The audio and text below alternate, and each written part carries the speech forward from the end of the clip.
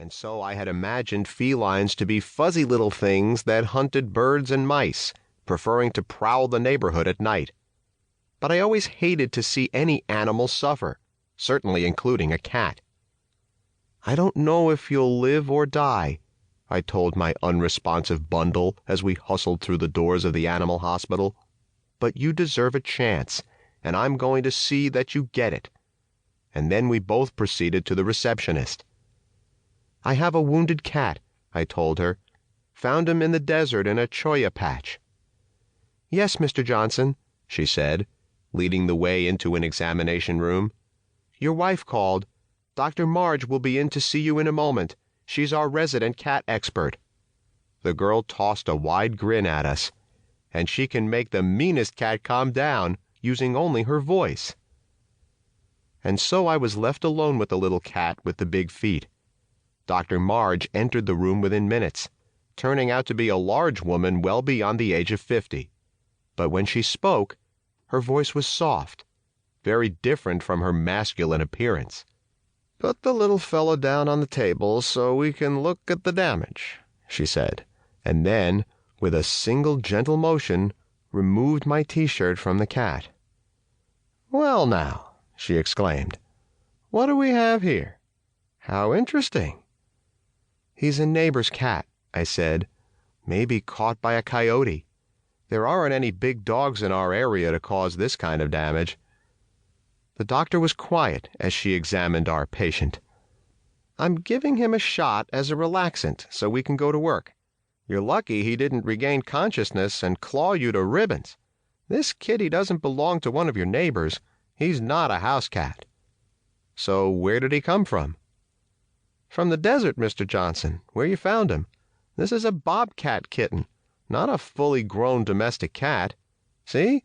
His spots are beginning to fade. I'm guessing he's about 6 weeks old." "A bobcat? But his ears are not pointed well, his tail seems too long." "He may look like a full-grown cat, but he is only a youngster," Dr. Marge said.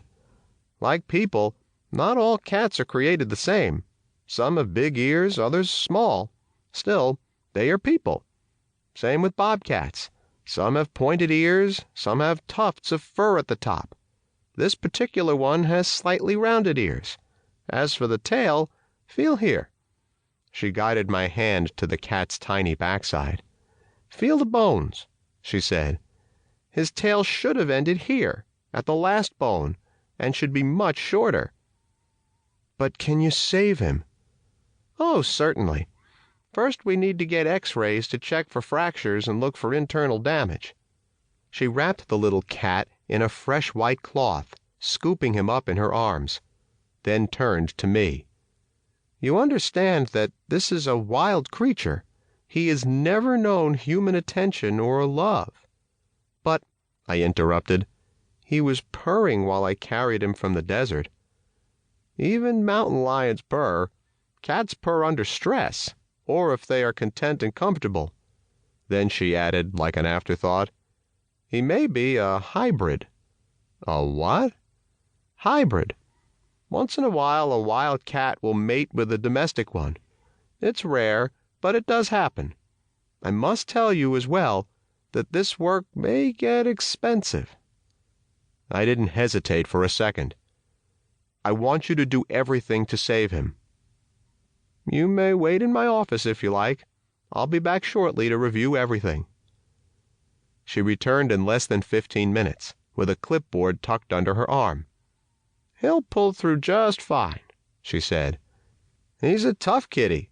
Comes from felines who survive in this desert against difficult odds. The x-rays show no broken bones, no damage to organs that we can tell. We cleaned the puncture wounds, should heal in a week. We're injecting fluids and other medicines into him now. In 2 or 3 days, he'll be strong enough for vaccines."